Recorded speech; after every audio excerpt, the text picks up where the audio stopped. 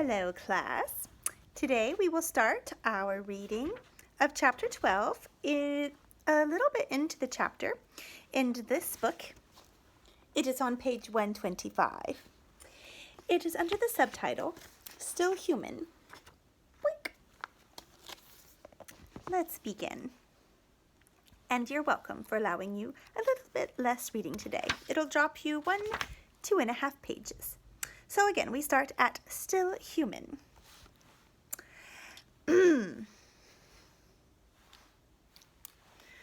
General Parmenio thought the Persians might be planning to ambush us at the Syrian Gates, a pass through the mountains that was supposed to be so narrow only 4 men could walk through it abreast. Alexander told him not to worry because Zeus would look after us as he had finished off General Memnon. General Parmenio rolled his eyes and ordered the men to arm themselves and carry their shields. Strangely, Alexander did not squeal at this. He felt a bit unsteady on my back. He kept wiping his forehead and running his hand down my neck, whispering, "Not far now, you Bucephalus. I promise. When we get to Egypt, we can both have a rest." The road got worse. Sharp stones lay in wait to bruise our hooves. The sun shimmered over the rocks. Mosquitoes bit us. There was not enough water, and it was hot. We horses were dark with sweat the whole time. The men marched grimly, eyeing the high cliffs on both sides of us. Something was definitely wrong with my rider. Beads of sweat glistened on his forehead. His cheeks were an unhealthy yellow, and he swayed over my shoulder. But when Hephaestion suggested he should lie down in one of the baggage carts, he gripped my mane with sweaty hands and sat up straighter. "I'm not going to enter Tarsus in a mule cart. I'd never live it down. I'm the king, Hephaestion. I'm the reborn Achilles. I conquered the Gordian Knot. I can't be ill." Since I carried him with extra care, Alexander managed to stay on my cloth until we reached the Syrian Gates. To keep General Parmenio quiet, he sent some men to check that there were no Persians hiding in the pass and asked Charm if she'd had any dreams about the place. When she said she hadn't, he wiped his brow and turned to General Parmenio with a smile. "See, General, what did I tell you? There's nothing to fear. Zeus has made the pass safe for us." The general muttered that we weren't through it yet, and the Persians were probably waiting for us on the other side. Alexander gave him a withering look. He said, since the general seemed to be so scared, he himself would go first. Ignoring Hephaestion's whispered query after his health, he gathered up my reins and headed me into the pass. He urged me into a trot, as if to prove he wasn't ill. He kept up the pace right through the Syrian Gates, and all the way across the plain beyond with barely a pause to rest or eat. This was just as well because someone had burned the crops on the other side. Our hooves raised a smoky cloud of ash that made our riders cough almost as much as Alexander. The men defending Tarsus ran away when they saw us coming, and I made myself huge as we trotted through the city gates. But instead of parading through the streets as he usually did to show the citizens that he was boss, Alexander galloped me straight for the river that flowed through the middle of the city. He leaped down from my back without waiting for me to stop, staggered a little, stripped off his armor, and threw himself head first into the water. I snorted at him in surprise, but he must have been as hot and thirsty as I was. I plunged my muzzle into the water and gulped without pausing for breath. The river was freezing. It chilled my stomach, but I didn't care. I could have drunk it dry. "Alex!" Hephaestion cried as Ptasios caught up. "What are you doing? That water's deep, Alex!" The other horses saw me drinking and lunged toward the river as well, but their riders hauled up their heads. There was a lot of shouting and confusion as more of our men caught up. A curious crowd formed on the bank as Hephaestion dismounted and plunged into the river after Alexander. I didn't realize what all the fuss was about until I paused in my glorious drink and raised my head. Then I saw Alexander in midstream, white and shivering violently. He was thrashing and moaning like Harpina when she gave birth to her foal. By now, several of the guard were in the water, swimming toward him. Hephaestion reached Alexander first and put an arm around his neck, lifting his face to the surface. The rest splashed across to help, and between them they dragged the unconscious king onto the bank. Iolaus and some of the phalanx held their horses for them. No one dared try to catch me, though, and I got several more gulps of that icy water before Charm finally rushed up and seized my reins. "No, Bucephalus," she scolded. "You're much too hot. You'll get a chill. Oh!" She had seen Alexander lying motionless on the bank, surrounded by his friends. Hephaestion wrapped his cloak around him, and they lifted him onto the Achilles' shield and carried him away.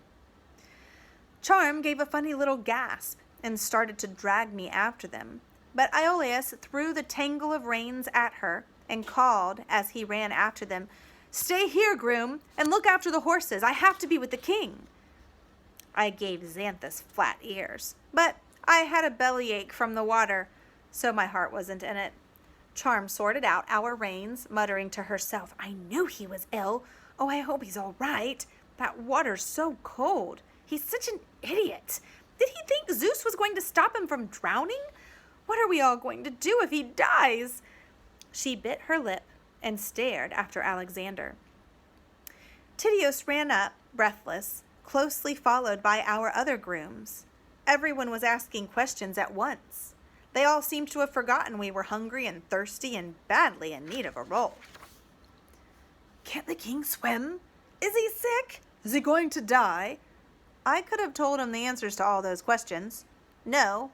Yes, of course, one day. You humans never ask the more helpful question, when? But they didn't think to ask me. They were too busy arguing about why the gods had let the king get ill. They said perhaps Zeus was angry with King Alexander for cutting the Gordian Knot instead of untying it. They said the Persians had tried to kill him by poisoning the river in Tarsus, which was silly because no one else got sick from drinking the water. The only thing they could agree on was that King Darius's army must be nearby, because General Parmenio said the Persians had burned all the crops around Tarsus to stop our herd from using them for food. Charm got very quiet when she heard this. "Cheer up," Tydeus whispered. "At least if King Alexander dies, General Parmenio will take us all home." Charm's hand clenched on my rein, and she shot him a fierce look. "You don't understand, do you? You don't understand at all." Later, Hephaestion emerged from the city and announced that since Alexander was favored by the gods, we needn't worry, because Zeus would make him better. But I knew my rider was suffering because that night my bellyache got so bad I lay down and rolled in the horse lines. Tydeus rushed across to help Charm untangle me and get me to my feet. I was mad with pain for a while, so I don't remember how it happened, but in the morning she had a big hoof-shaped bruise on her cheek. The horse doctor came and forced foul-tasting medicine down my throat. Then Charm led me around for the rest of the night, while the pain in my belly gradually eased. Charm visits the Amazons. By the time the sun comes up, we are at the edge of the camp where the Amazons have pitched their round tents. The Amazons' horses are small and strong. They have blue circles painted on their necks and hindquarters, and, yes, it's true, little stubby horns in the middle of their foreheads. They throw their heads up as I get closer, and one or two squeal challenges at me. I'm feeling a little better, so I squeal back. A woman with braided hair and wearing leather is washing the circles off them. She has a deep scar across her cheek. When she sees me coming, she picks up an axe that was lying nearby.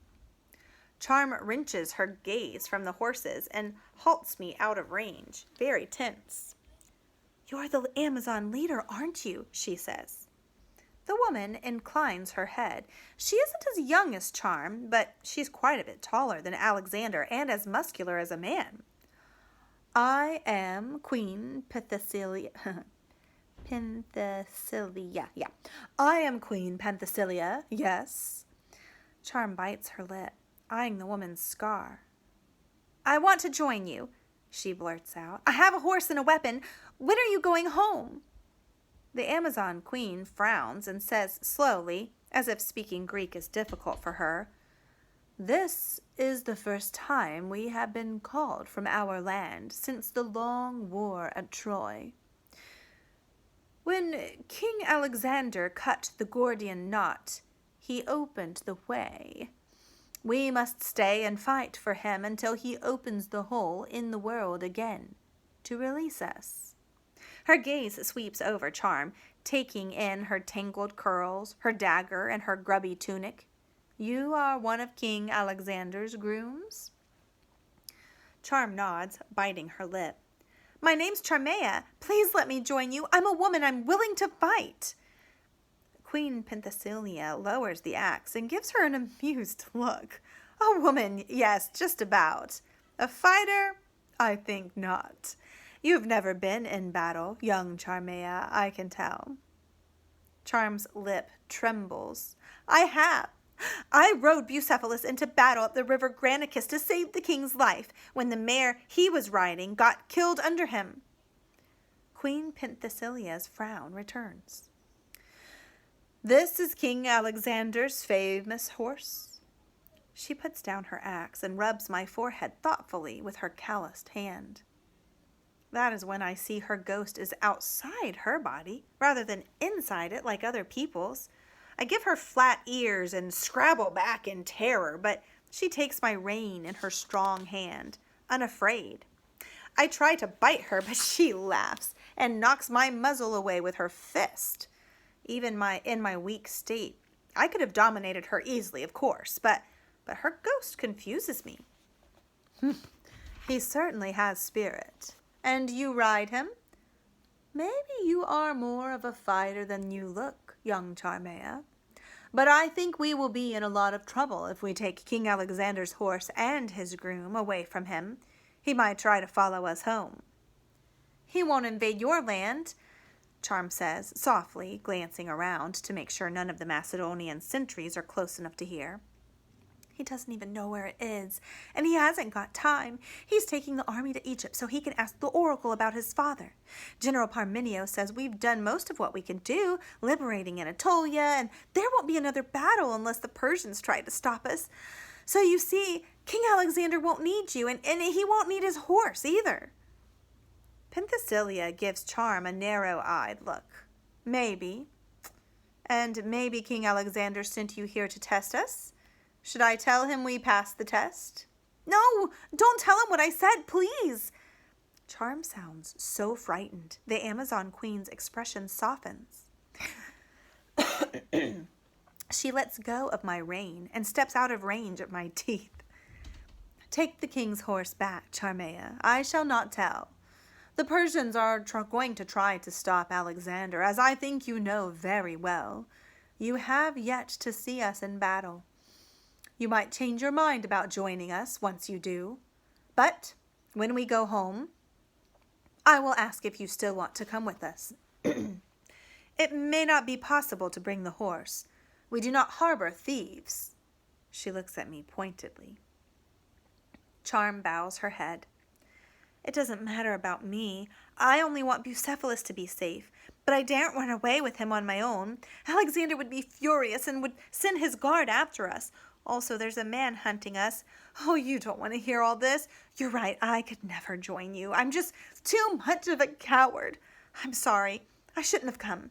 She vaults onto me and turns back toward the horse lines, tears glistening in her eyes. Queen Penthesilea puts a hand on Charm's knee and looks up into her face. I do not think you are a coward, young Charmea. Bravery is doing what scares you, and often fighting is not the most frightening thing. That is the first lesson an Amazon learns. I meant what I said. I will come to you before we leave. In the meantime, be very careful of King Alexander.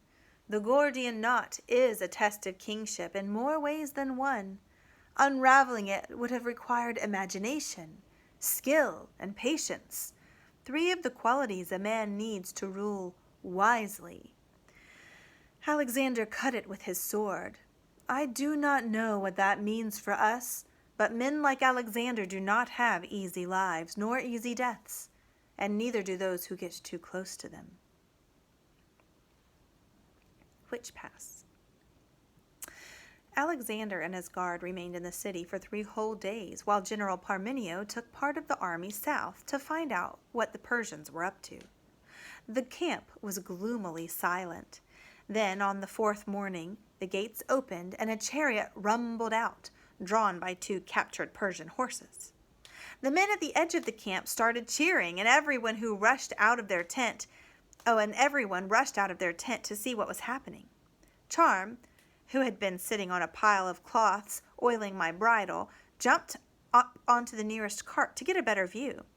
She didn't seem to know whether to laugh or cry, and ended up doing both at once, which was a bit confusing.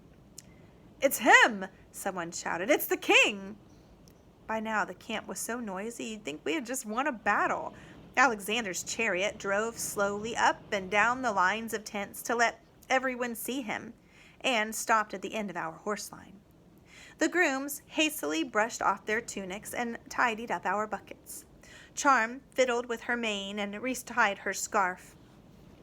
I shivered all over as Alexander walked slowly toward me. He smiled and opened his hand to reveal a honey cake. I licked his palm clean of crumbs and nudged him for more. Unusually, he staggered. Hephaestion caught his elbow with a concerned look. "You shouldn't overdo it, Alex," he whispered. Alexander shrugged off his friend and looked around for Charm. "How's the old horse, Charmides? I heard he had colic while I was sick." Charm ducked her head to hide her bruise. "Yes, sir, but he's fine now." She chewed her lip. "Sir, is it true we're going to have to fight the Persian army before we go to Egypt? Maybe we could stay here and wait for them to go home." "You shouldn't fight them until you're stronger, sir. Everyone thought you were going to die." Her voice trailed off. Alexander gave Hephaestion an amused look. "What rumors have you been spreading about me?" He spread his arms and turned a circle. "As you can see, Charmides, I've never felt better. Do you think Zeus would let me die of a little chill after making me lord of all Anatolia? As for the Persians, General Parmenio's scouts say they're already on their way to meet us, so you see, there's no question of anyone going home." Charm glanced around in alarm, as if she expected to see the Persian army appear then and there, and Alexander noticed the bruise on her cheek. He lifted her curls away from her face and frowned. "Who did that to you?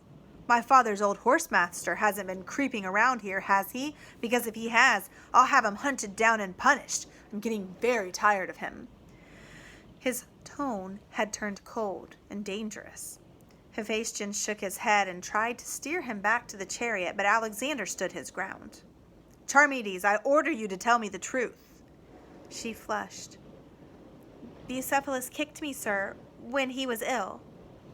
Alexander gave a sharp laugh and patted me again. "Oh, horse, don't you dare kick my groom again, all right? It was careless of her to let you get sick, but I'm the one who gives out the punishments around here, and since she has made you well again, I've decided to forgive her." There was a big party that night to celebrate the king's recovery.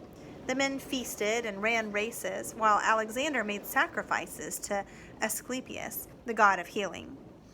His pavilion glimmered with torches, and the laughter and drinking continued all night, keeping us horses awake.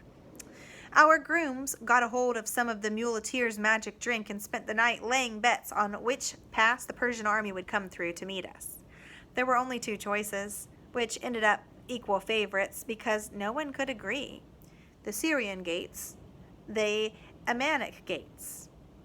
Charm put her money on the Ammonic Gates, then she changed her mind and put it on the Syrian Gates. No prizes for guessing what sort of dream she had that night. General Parmenio said the best thing we could do was wait for King Darius between the mountains and the sea, near a town called Issus, which we'd already dominated.